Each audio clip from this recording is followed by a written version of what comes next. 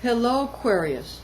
The Sun is sextile Uranus on the 2nd, and your ruling planet of Saturn inhabits currently the sign of Sagittarius, the Archer. Now, let's see how your ruling planets of Saturn and Uranus affect you this month, Aquarius. I'm Pastor Rosemary. Thank you for joining us. This is an angelic horoscope transmission from your Aquarius angel Cambriel, who resides over your fixed air nature, and these are his messages for you in love, money, and health. First, of course, the most important, the love transmission from Cambriel. This month, you're going to find that your situations at home and your situations in marriage and significant others, that kind of important partnership, those things established at home are going to do very, very well. Traditional relationships, traditional marriages are going to do very well this month involving you, Aquarius. So, not to fret, it's actually going to work out very well. Of course, there's the inconstant moon changing people's emotions. However, the more constant planets are going to be able to make your home situations very stable. That'll especially be good on the 24th and the 26th. On the 24th, Venus is trine Saturn. And on the 26th, Mars is trine Saturn. That'll be helpful. Now, on the 1st, the moon squares Uranus. And that's going to put people who are born under the sign of Cancer into disciplined competition with you, Aquarius. But you like the kind of discipline, follow the rules, and sort of have to have the competition be very exacting and disciplined rather than a free-for-all. So you'll feel good about that. Because you're actually good at that. Persons born under the sign of Cancer are like that too. So it'll be kind of maybe a fun competition, if you can think of it that way, rather than thinking of it as negative. Okay? Because as we know, when Pepsi does good, so does Coke. It's an old saying. On the 2nd, we said that the Sun is sextile Uranus. That's going to put you into good alignment with Leos, and that's good because on the 3rd, we have a full snow moon in Leo. That'll make Leos a little bit flamboyant. And they're going to be kind of that way from the 3rd to the 6th. Now, where some people are going to be annoyed by that, Aquarius, you'll find it refreshing. You'll find the flamboyance refreshing. So you might feel good about going ahead and doing business with Leos on the 3rd and on the 2nd, all the way up to the 6th, when that'll be in good alignment and in aspect. And there's a moon trine Saturn on the 3rd and a moon trine Uranus on the 3rd. So you get along with Cancer too, and you get along with Leo, and the moon is in Leo, the full moon, you get the idea. So you'll do very well on that day with the moon and the sun, Cancer persons and Leo persons. Okay, on the 5th, Mercury is sextile Saturn. And with Mercury sextile Saturn, this will bring your relationships with Gemini and Virgo into good aspect. That's on the 5th. There's a new moon in Pisces from the 18th through the 19th. And that's going to make people who are Pisces feel a little empty, and they're going to come running to you for assistance. They're going to find you very helpful. They're going to find that you make them very happy. So heads up for that. You might feel a little overwhelmed from the 18th to the 19th when Pisces individuals come to you for help.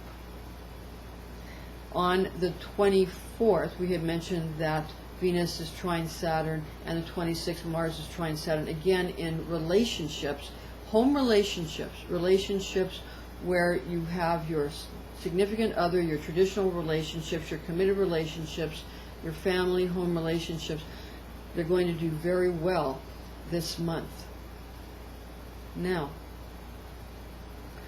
this also has to do with your extended family, because there's a huge movement of sort of people who are into the ecological green movement, plus people who are into making sure that everything is fair in a sort of a communal manner, and this big wave of the green movement, and this big wave of people who want to make sure everything is legally fair is going to surge through humanity.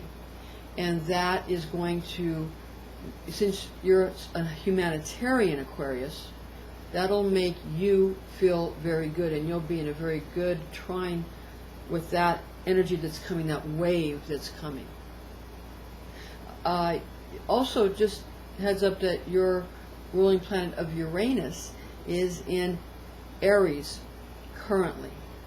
Again, Saturn in Sagittarius and Uranus in Aries currently. For money matters, how's this month going to affect you with these aspects? Again, if you put your attention into your home finances, and you put your attention and your investments into situations that are going to be in alignment this month with these green movements, and these movements for people to want fairness, that's going to be a big wave that sweeps across the globe.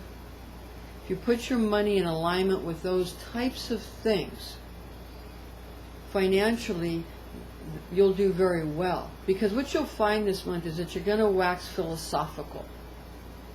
And, of course, with the inconstant moon, some days you're going to have your, what you actually think you should do, what you feel like doing, you're going to feel congruent between what you philosophically think you should do and what you think you should do philosophically, and what you feel like doing in a more gut, visceral level.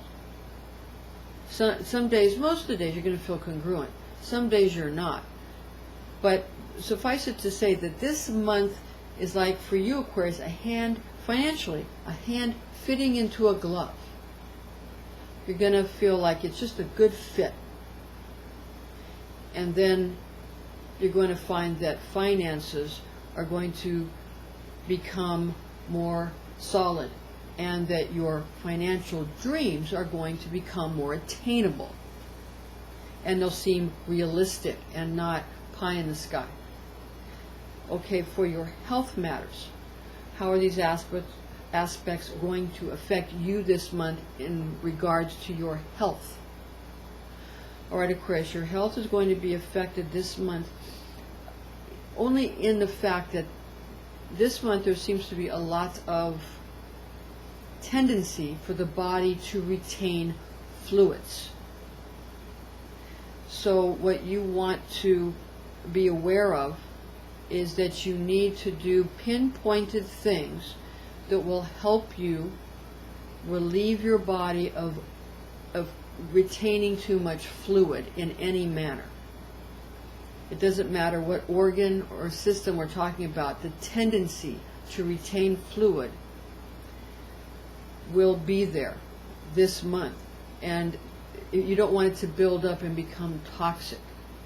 So what you want to do is be able to find ways, be they Ayurvedic ways, or be they naturopathic ways, or things given to you by your allopathic physician, whatever ways you seem necessary or that you deem fit.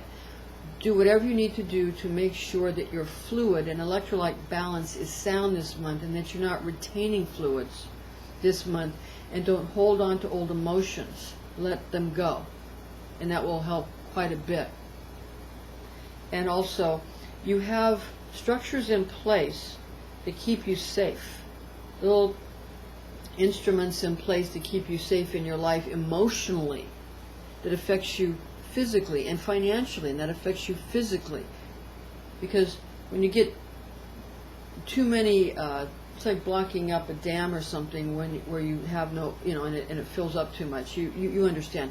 You need to release pressure once in a while, but this is more emotional pressure. And it's not about letting off steam. No. It's about taking off some of the little protections that are causing these emotional fluids to build up, which will harm the body ultimately. So that's what you want to watch for this month in matters of health, Aquarius. Okay. Now for the afterglow, just give you a little rundown of what's going on this month. Again, your ruling planets of Saturn and Uranus. Saturn is currently in Sagittarius, the Archer, and Uranus is currently in Aries. So when some of these things happen, you might find that you have like headaches from the fluid buildup that we talked about because of Aries, Uranus and Aries, okay? And the Sagittarius, that rules the hips and the lower part of the body and the thighs, so you might find a fluid buildup in that area. So you just, that's how you can understand that. Now the moon square Uranus on the 1st, your afterglow. The sun is sextile Uranus on the 2nd. There's a full moon in Leo, a snow moon on the 3rd, and on that day we have a moon trine Saturn and a moon trine Uranus. On the 5th there's Mercury sextile Saturn. The 18th through the 19th is a new moon in Pisces. And there's Mercury sextile Saturn on the 19th. On the 23rd, the Sun is square Saturn. On the 24th, Venus is trine Saturn. On the 26th, Mars is trine Saturn. Those are the good days for the home. Some miscellaneous, the moon in constant moon, the emotions. And this will affect your fluid buildup too.